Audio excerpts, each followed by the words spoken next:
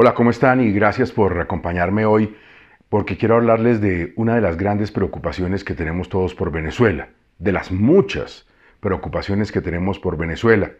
La que quiero tocar esta semana en la columna del Tiempo hace referencia a que la revolución bolivariana, inspirada en la autodeterminación, la libertad, la no dependencia de poderes ajenos, ha terminado tristemente llevando a Venezuela, retrotrayendo a Venezuela a épocas coloniales. Hoy en día Venezuela y su gobierno madurista, chavista de la revolución bolivariana ha reducido al país a una colonia de China, una colonia de Rusia, una colonia de Cuba. Yo no soy muy partidario de los lugares comunes de la Cubazuela y el castrochavismo, pero sí hay que reconocer que un pésimo manejo económico y esa gula armamentista que caracteriza a los regímenes totalitaristas ha llevado a Venezuela a depender económicamente de China y de Rusia.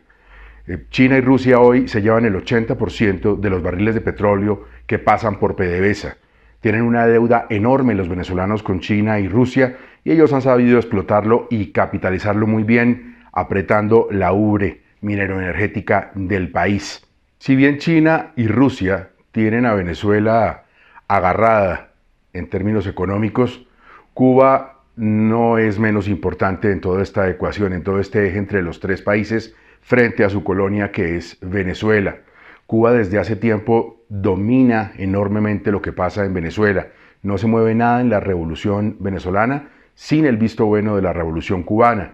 Ellos manejan la seguridad, supervisan las Fuerzas Armadas, son la Guardia Pretoriana de Maduro, quien confía más en la seguridad cubana que en la propia venezolana, están pendientes de los procesos migratorios, vigilan a la oposición en Venezuela, son un poder detrás del poder. Bueno, tuvieron toda esa época de los médicos también y los asistentes en salud que sirvieron para consolidar esa posición de Cuba en Venezuela. Cuba no va a dejar que se le pierda a Venezuela y nosotros tenemos, por supuesto, mucho que agradecerle en tiempos recientes a Cuba por su ayuda en el proceso de paz, pero no podemos ser tan desmemoriados como para no recordar que buena parte del dolor y de la sangre que ha corrido en Colombia se debe precisamente al régimen de los Castro, que en su momento ayudó y fortaleció a las rebeliones en todo el continente contra el orden establecido de una manera sangrienta, como digo, y tremendamente triste para el pasado de Colombia. Cuba finalmente es un país sin democracia que escrituró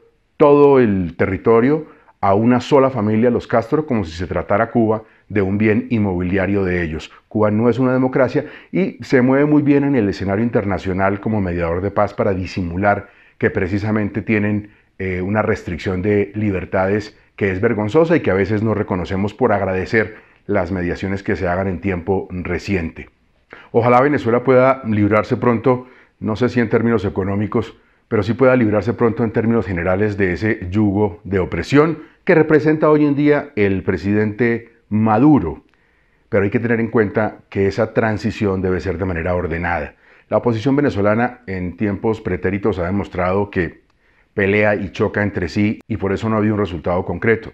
Hoy Guaidó, con ese toque norteamericano que está en la trasescena, tiene una oportunidad valiosa, aunque pareciera que el tiempo pasa y no se concreta nada.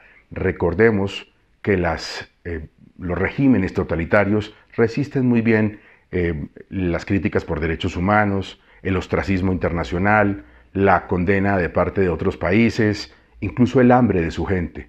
Todo lo resisten. Tal vez habría que explorar un mecanismo como aquel que comenzó a plantear el presidente Duque hace unos meses, el que una Corte Internacional de Justicia declare y condene y haya algún tipo de documento concreto de decisión sobre Maduro en el sentido de lo que es un ladrón.